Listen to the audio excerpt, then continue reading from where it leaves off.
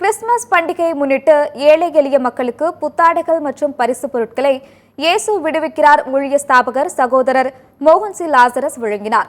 தூத்துக்குடி மாவட்டம் நாலுமாவடியில் உள்ள இயேசு விடுவிக்கிறார் ஸ்தாபனத்தின் மூலம் வருடம் தோறும் ஏழை எளிய மக்கள், திருநங்கைகள், விவசாயிகள் உள்ளிட்ட பலதரப்பட்ட மக்களுக்கும் உதவிடுதல், ஏரி குளங்களை தூர்வாரி கொடுத்தல் போன்ற பல்வேறு சமூக நல பணிகள் செய்வது வழக்கம். அந்த வகையில் இந்த வருட கிறிஸ்துமஸ் பண்டிகையை முன்னிட்டு ஏழை எளிய மக்கள் சுமார் 20,000 நபர்களுக்கு இலவச வேட்டி சேலை மற்றும் இனிப்புகள் வழங்கி சிறப்பிக்கப்பட்டது.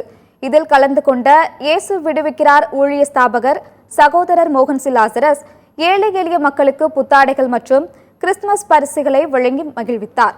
நிகழ்ச்சியில் பேசிய சகோதரர் மோகன் சி லாசரஸ், இயேசு கிறிஸ்து இந்த உலகத்தில் அவதரித்திருந்த நாட்களில் ஏழை எளிய மக்களுக்கு உதவி செய்பவராக சுற்றித் திரிந்தார் என்றும், அவரது போதனைகளும் கோட்பாடுகளும் உதவி செய்ய வேண்டும் என்பதாக தான் இருந்தது என்றும் கூறினார்.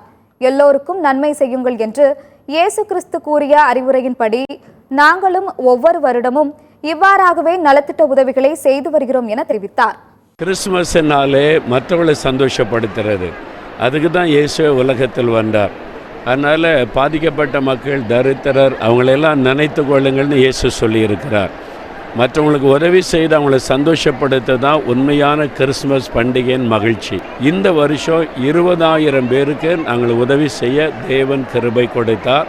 இப்போ இன்றைக்கு 4 மாவட்டத்தில் மாத்திரம் 7,000 பேருக்கு புதிய உடை கொடுத்து அவங்களுக்கு ஒரு கேக் கொடுத்த மகிழ்ச்சியோடு அனுப்புகிறோம். எல்லா மக்களுக்கும், தேவை உள்ள சகல மக்களுக்கு உதவி செய்யுங்க. அதில் ஜாதி, மத, மொழி எந்த வேறுபாடு இருக்கக்கூடாது. எல்லாரையும் உங்களை போல நேசித்து உதவி செய்யணும் ஆண்டவர் சொன்னார். அப்போது என்ன, நான் நேசிக்கிற மாதிரி அந்த மக்களை நேசித்து எந்த மத வேறுபாடோ இன வேறுபாடோ பார்க்காம செய்யணும். அதைத்தான் இயேசு அங்கீகரிப்பார். அப்படி தான் நாங்கள் செய்கிறோம். அதுதான் உள்ளத்தில் ஒரு பெரிய மகிழ்ச்சியாக இருக்கிறது.